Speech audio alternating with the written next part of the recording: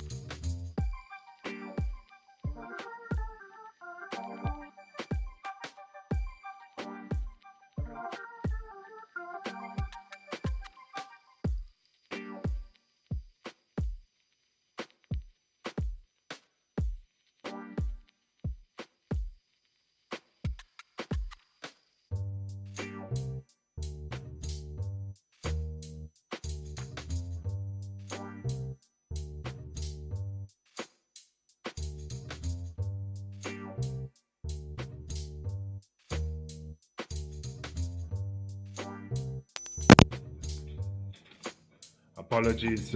Can you? Oh, yes.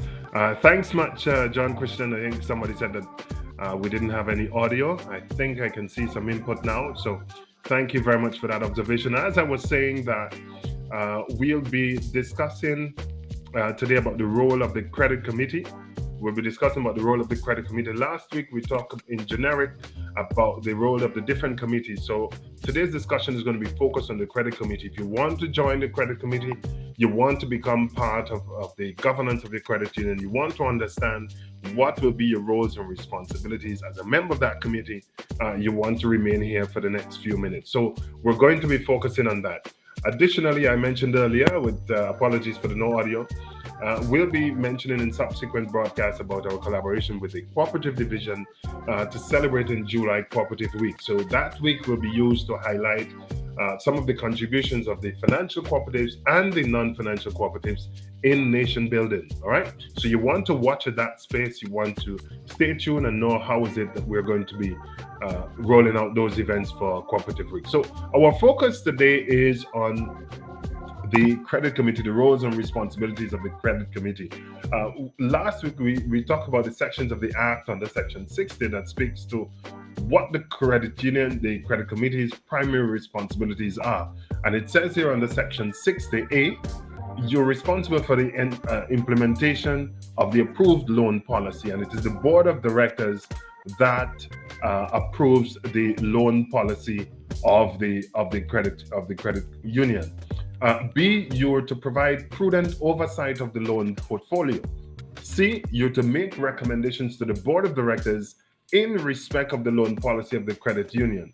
So, for example, if you're going to you review the policy and you realize that there are some gaps that the credit union need to focus on, then you can make those recommendations in your monthly reporting to the board of directors, and you can say, listen, we've reviewed the loan policy. These are some of the recommendations for amendments that we putting forward. And then D, perform any such duties that may be prescribed under the Act, the regulations, and the bylaws of the credit union. All right, so this is really in synthesis, but we're going to get a little bit deeper into the roles and responsibility of the credit committee. Now, the credit committee normally provide an assessment of the loan portfolio based on what we call the 5 C's of credit. So they look at the character, you look at the capacity, you look at the collateral, you look at the capital and conditions. So on the character side, we determine the credit worthiness of the borrower. On the capacity side, it looks at the member's ability to pay or to repay. On the collateral side, we look at what assets of the membership is being used to secure the loan. On the capital side, we look at the members, what we call stake in the game. So the borrower's personal investment in the project. We want everybody to have a foot in the game. And so we look at the members' capital. And then we look at the conditions. This includes factors like the purpose for the loan and the interest rates and so forth. So you look at the 5 C's of credit and you make an assessment as to the member's ability to repay. That is the capacity, the character of the member, the collateral that is being used, the capital of the member, the stake in the game, and the conditions. All right, so we can get a little bit later on the 5 C's.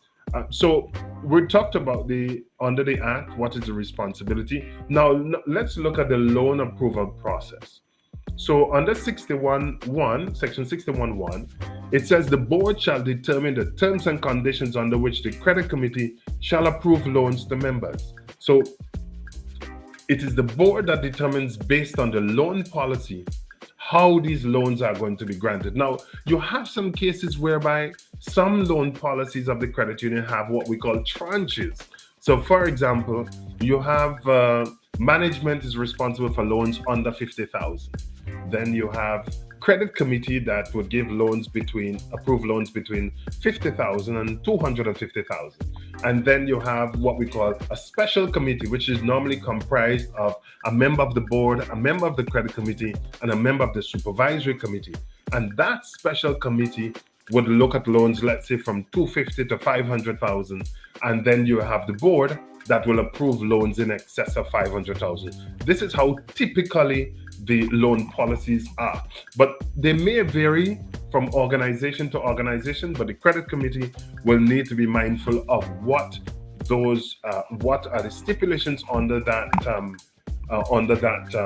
the loan policy. But bear in mind, notwithstanding these tranches, all of these loans, approved or disapproved, must see the attention of the credit committee. So the credit committee still has to sign off on all of these loans or make recommendations for approval depending on the size of the loan based on the loan policy. But remember, it is the board of directors that would set the loan policy of the organization, and it is the credit committee to give out loans or underwrite loans based on the approved loan policy and also the bylaws of the society and the act. So yes, under 61.1 of the act, it says the board shall set the terms and conditions under which the credit committee shall approve loans. Under 61.2, it says the credit committee may, upon such terms and conditions, the board may specify, authorize the manager, loans manager, or other employees of the credit union to approve loans to members. So though it has to go before the credit committee can have management deal with certain aspects of loans. So for example, cash secured loans, loans under 50,000 based on the loan policy may see the approval of management, and then it would be reviewed by the credit committee. It says under 61.3, a person authorized by the board to approve such loans under subsection 1 and 2 shall submit a written report. So the credit committee is now responsible for meeting at least once a month and submitting that written report to the board of directors on all loans review. All right. And then fourthly, the responsibility and duties of any person authorized to approve loans under the section are concurrent with the responsibilities and duties of the credit committee. So once you fall under the credit committee, all of these are the mandates that would fall under your purview.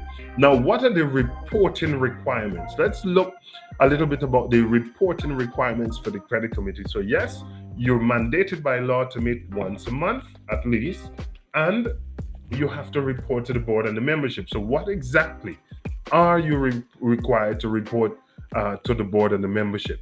Well, under 62.1, it says you have to meet at least once a month. You must keep minutes of your meeting.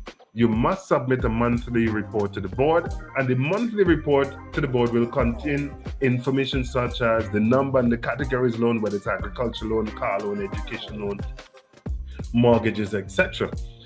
2, the number and category of loans granted. So loans application and loans granted. So you may have some of those loans that you may have denied. And one of the things we've always encouraged credit committees, when you're working with the membership to get a loan, for example, I remember my company said, listen, I need a vehicle for my business. And they might say, listen, I need a Lamborghini or I need a Benz. But based on the 5 C's of credit, the member in your assessment may only be able to afford a Nissan Corolla or something, all right, a Toyota Corolla or a Nissan. So, but it is your responsibility to also advise the member based on what is required. It is not just we can't give it a loan, but these are the reasons why we can't give it a loan. And as part of how we advise the membership, we say, well, listen, but based on your situation now, you cannot get the Benz now, but you'll be able to afford something within the range of a Corolla.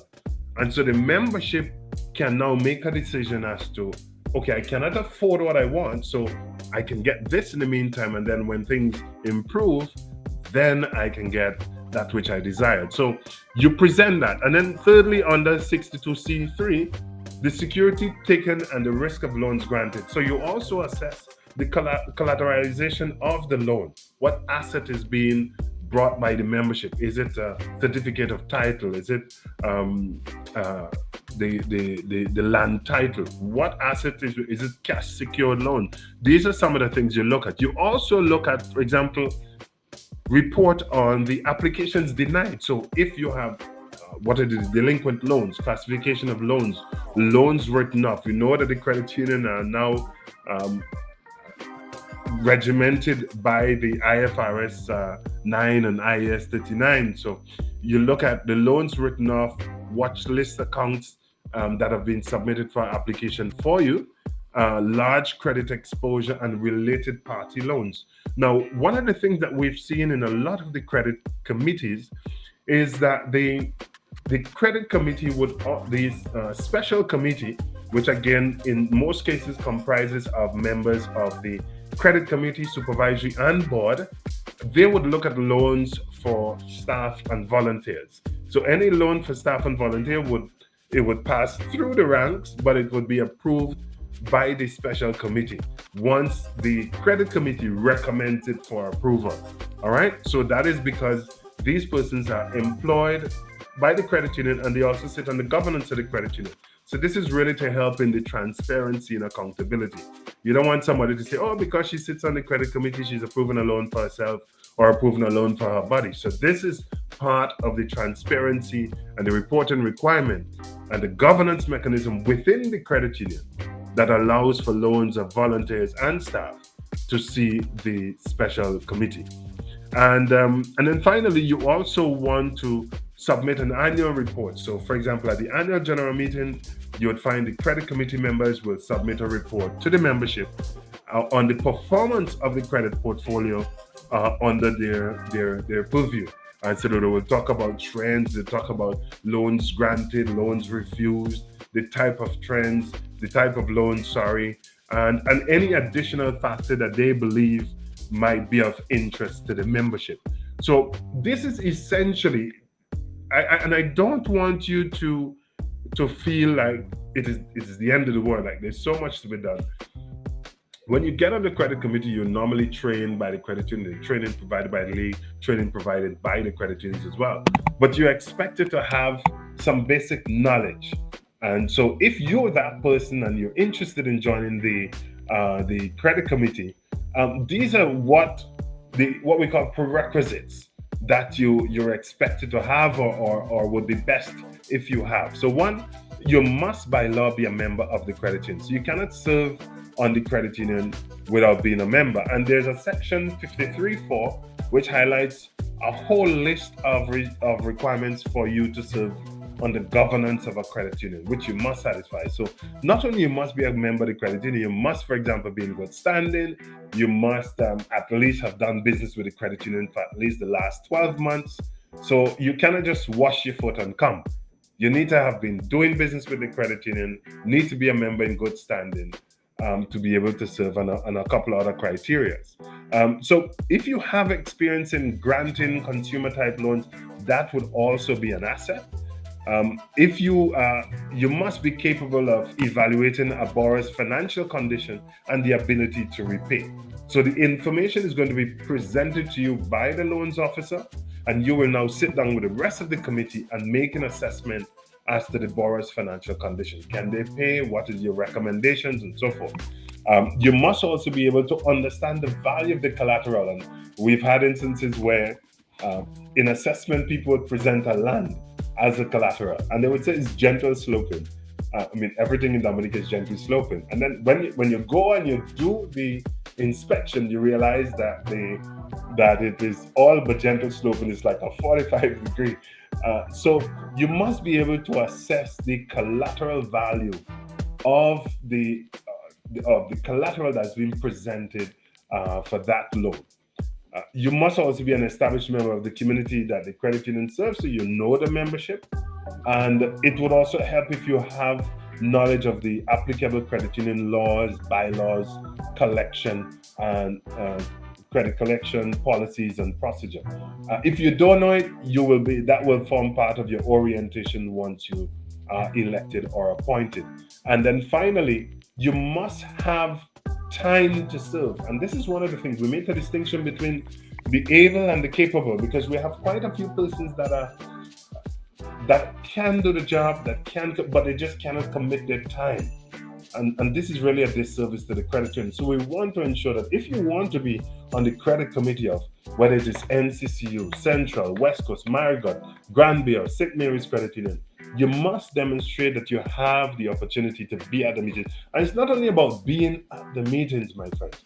It is also about being able to read up the information beforehand that is provided to you and to adequately prepare for those meetings so that you can make meaningful contributions. All right. So again, if you're interested in serving at your local credit union in the credit committee, contact your local credit union. I think most of them would have already made the advertisement for volunteers to serve, because we're going to be having annual general meeting starting in June, probably June, July. So you want to contact your local credit union and say, listen, I want to serve on this credit union. Now, what we'd expect you to do is not just to say you want to serve and put up your name and that's it. Send in a copy of your CV to your credit union and send up a short little write-up, probably a paragraph or two of yourself. All right. So this is what I can do, and this is my CV. All right. So don't just send up your name and two persons to say, yeah, I support it. Send in your CV so that the nominating committee can do a proper assessment and say, okay, yes, he or she is fit to serve, because we must do the due diligence on the membership. Okay. All right, folks. I am out of time. It has been a pleasure talking to you today. We focused on the credit committee, the role of the credit committee. Next week, we'll be focusing on the role of the supervision compliance committee for cooperatives. So I want you to join me again for that. Thank you for those who subscribed. So thank you to those who sent in the comments and appreciation for the program. Thank you very much for all of you who continue to support the credit union in Dominica, helping us to be strong and more relevant. Until that time, folks, good morning, good afternoon, depending on where you're listening from. Thank you for joining the broadcast. Dominica World, good morning.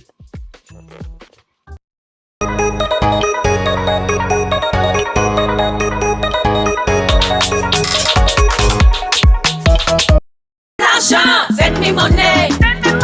Receive money. Send me money. No more hassle.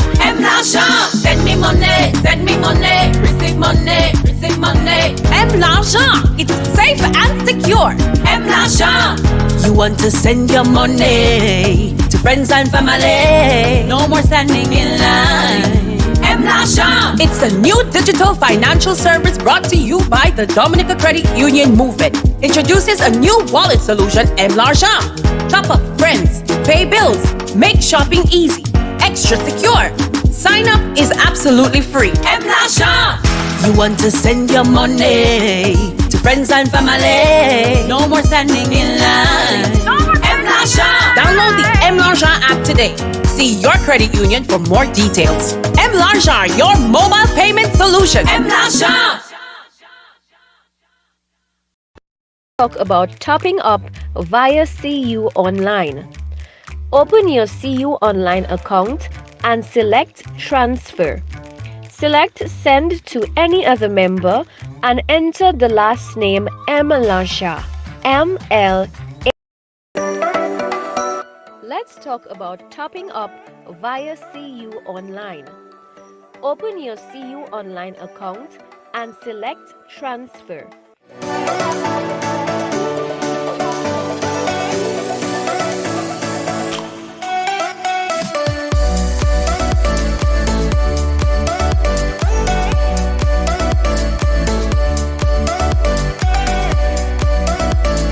Select Send to any other member and enter the last name L'argent. M-L-A-J-A-N. Account number 321027, ID 10. Enter your desired amount and leave your L'argent associated phone number within the comments. Confirm the transfer. Confirm your email address for the security code and input the code received, then click Submit. It's that simple. L'argent, a new way to pay. L'argent. Send me money. Receive money. Send me money. No more hassle. L'argent. Send me money. Send me money. Receive money. Receive money. L'argent. It's safe and secure. L'argent. You want to send your money to friends and family. No more standing in line. M-L'argent. It's a new digital financial service brought to you by the Dominica Credit Union Movement. Introduces a new wallet solution, M-L'argent. Top up friends, pay bills, make shopping easy, extra secure. Sign up is absolutely free. M-L'argent.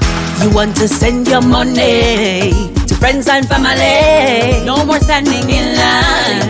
M-L'argent. Download the M-L'argent app today. See your credit union for more details. M-L'argent, your mobile payment